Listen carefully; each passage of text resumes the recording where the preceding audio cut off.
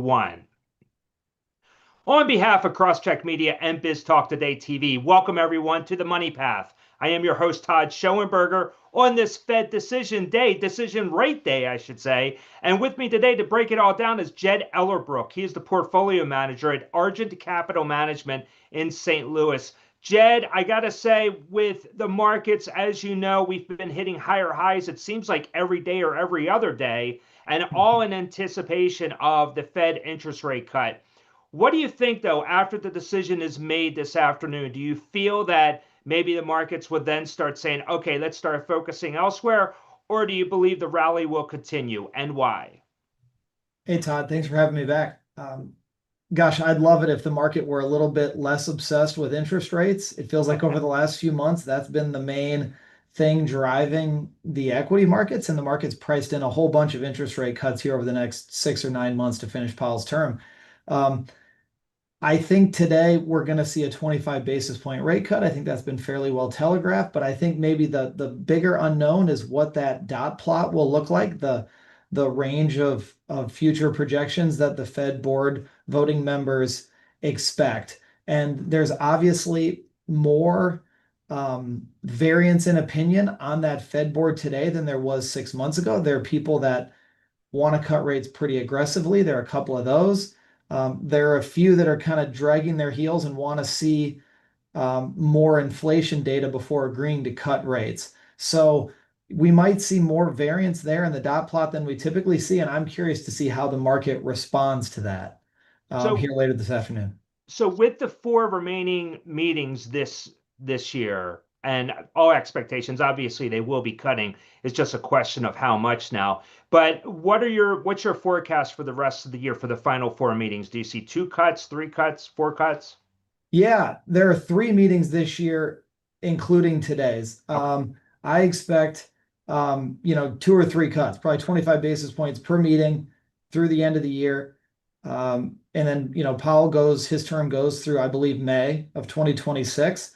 And I think we'll see another cut or two between the start of 2026 and the end of his term, 5 months beyond there. And then, of course, President Trump will nominate a new Fed board chair.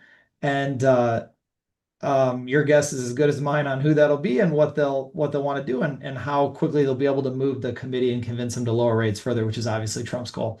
Yeah, no doubt about that. He's trying to, obviously, with the Lisa Cook drama. I think there's a lot of it's like a chess match trying to figure out how to position this board to make it an easing friendly type of board Yeah. moving forward. Let's turn to the stock market though, because there has been the focus on earnings. Obviously, we were talking about tariffs several months ago. Last time you were on buy, hold, sell, as a matter of fact. Yeah. But with that, though, moving forward, what's the catalyst to keep this market moving higher?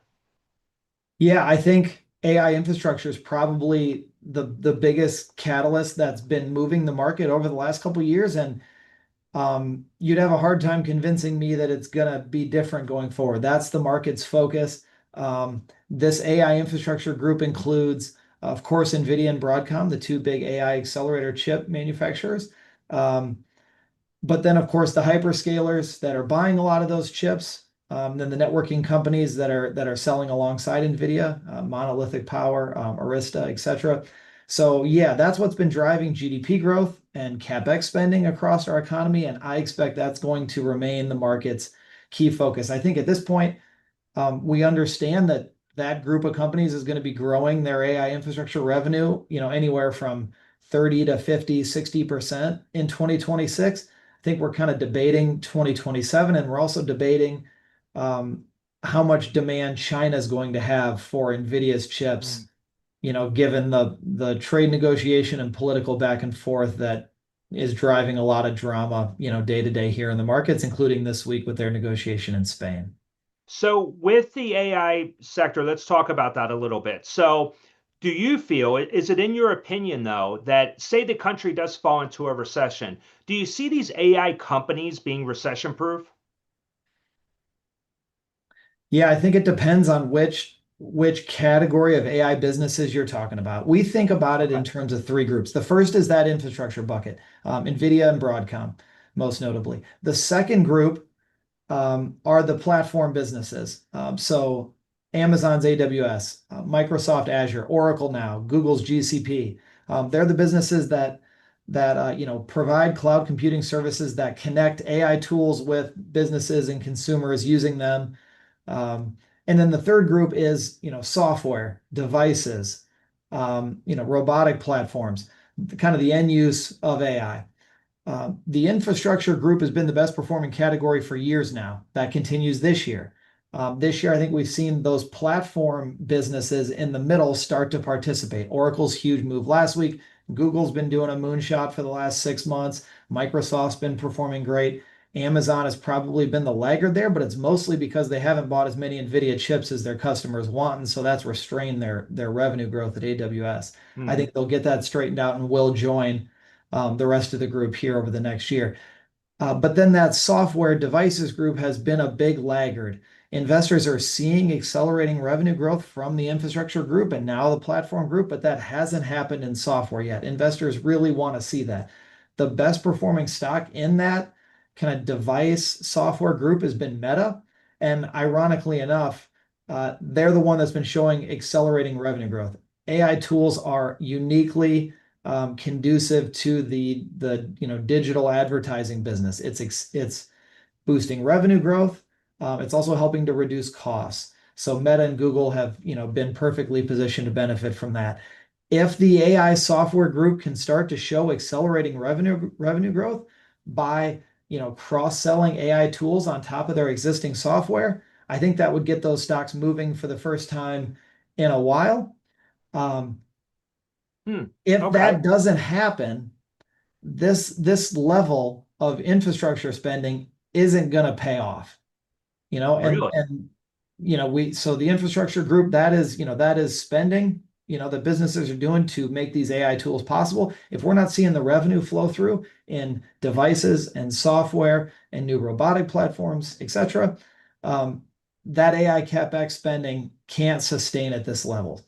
I believe that software and device revenue is going to come through. It's just lagging, and I think that AI infrastructure investment will pay off.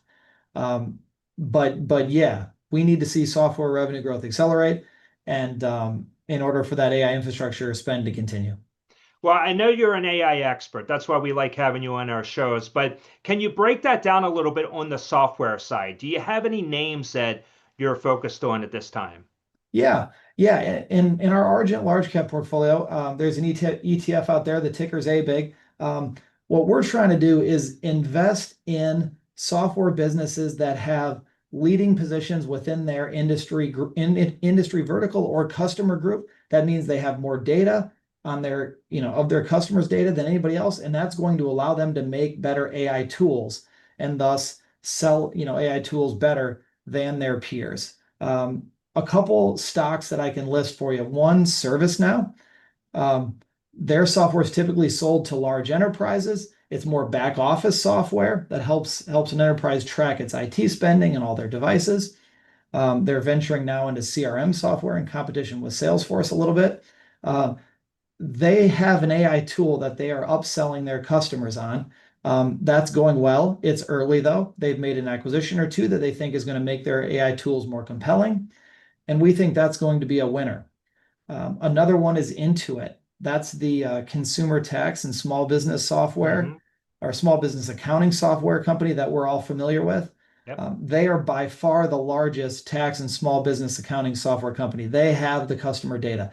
Their AI tools, which they've now rolled out, there's like 10 different AI modules across their product range.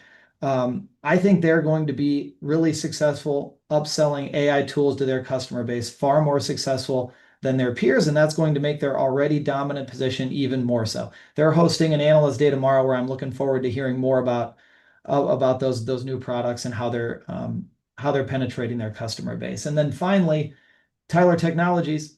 That's a software company whose customer base is small and medium-sized governments, so cities, Hmm. counties, states, local municipalities.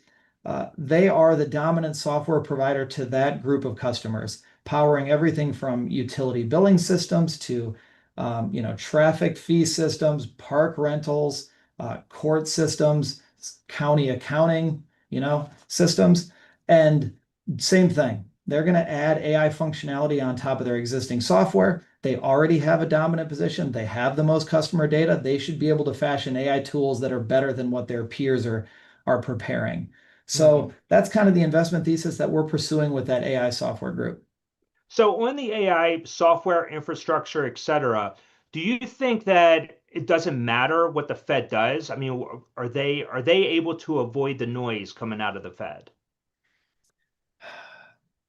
That group of companies, high growth, higher multiple stocks, were among the worst performing stocks in 2022 when the Fed jacked up interest rates. Interesting. The NASDAQ performed horribly in 2022. So I don't think it's a terribly big stretch to anticipate that falling interest rates is going to boost the multiples of these high growth, kind of long duration cash flow businesses like these. So I hope and think that those growth stocks are going to be strong performers during this interest rate cutting cycle, the opposite of how they were the worst performers when rates were jacked up. So I expect that group to do fairly well. And yeah, that group is largely immune to interest rate impacts on their actual business. These are businesses that mostly have no debt, so there's not much ability to like refinance at lower rates. Most of them are actually, holding some cash on their balance sheet, and yeah, those cash balances will earn a little bit less interest, but not a big deal in the grand scheme of those companies. So yeah, I think the businesses are largely immune to rate changes, also tariffs, which is a good thing. Hard to tariff software. But I do think that multiples might go up as rates are cut. Interesting. So right now the president is in the UK right now, and he brought Jensen, he brought a few others on the IT space. Do you feel that we're so much growth here in the United States, but what about worldwide though? I mean, do you see a lot of money flowing into American-based AI companies? Yeah, I see the Trump administration trying to act as, salesperson in chief to help the hyperscaler businesses and NVIDIA um, get physical infrastructure built overseas. We saw his tour through the Middle East. I think it was in the summer. Hmm. Feels like a long time ago now. Um, you know, got agreements to build a bunch of data centers over in the Middle East, offer those, kind of cloud computing hyperscale services over there. The same thing is happening in the UK now. Amazon made an announcement, Microsoft made an announcement. I think Meta did too. So yeah, I think the Trump administration is trying to help the United States export its AI technology and leadership across the globe. And it seems like also that because of the tariffs, he's using that as a negotiating ploy with these other countries. So that does make a lot of sense. I want to turn your attention to the economy, though. And there has been obviously a slowdown on the labor front. Consumers, that based off of the retail sales numbers, retail numbers, it doesn't matter. Everybody seems very healthy and happy to spend money. Going forward into 2026, though, do you see any headwinds that could impact not just the economy, but then translate into more pressure on the stock market? Yeah, I think I see more tailwinds than headwinds. I think the biggest tailwind is probably the Trump tax bill. I don't think most individual tax situations are going to change dramatically because of that bill, but what I'm already seeing is a lot of business benefit. A lot of businesses, because of the R&D and the CapEx credits that are involved in that OBBBA bill, um, free cash flow is up, tax payments down for 26 and 27 and 28. I think that'll lead to probably more R&D spending, more share repurchases, more CapEx spending probably. And those things help drive the economy, at least the R&D and CapEx pieces do. So I see a tailwind there. Headwind, inflation, and the Okay. tariffs. I think that we are definitely going to see inflation rates in the threes year over year. We might even see the fours. So Wow. that is a headwind. And I think maybe this is too simplistic, but what I see out there in consumer spending is if you own your home or you own, equity investments, You're doing pretty well. Your wealth has increased quite a bit over the last handful of years. That's great. That group seems to be spending pretty aggressively, and all is well. If you don't own a home and you don't have equity market investments, you haven't benefited from that. You've incurred a heck of a lot of inflation. The job market isn't quite as good today as it was 2 or 3 years ago. You don't have the opportunities to switch jobs and make more money as much as you did then. And so I think things are harder, and I think spending is more restrained in that group. So I think there's kind of a two-speed economy going right Hmm. now. And that impacts businesses in different ways. What I see is Costco doing extremely well. Costco has a higher income customer base. They're obviously skewed toward the one group. On the other hand, I see a fair amount of trade down happening to benefit the dollar stores and Walmart, for example, and you see Target really struggling. So Yes. I think that kind of explains some of that divergence in consumer spending and how consumer-oriented businesses are performing today. Interesting. Wow. I tell you, a 4% handle on inflation, that would definitely change the calculus of the Fed. But Yeah. to see what happens. Jed, I want to thank you for joining me today on this Fed rate decision day. I know that there's a lot going on in your office. I know you're quite busy, but I appreciate you taking the time and joining me.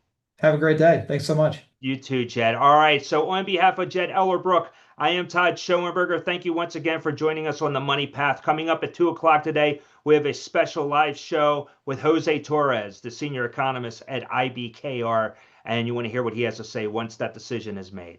We'll catch you then. Take care. All right. We are done. Thank you. Thank you so much, Jed. Awesome. Thanks You for were having me. awesome.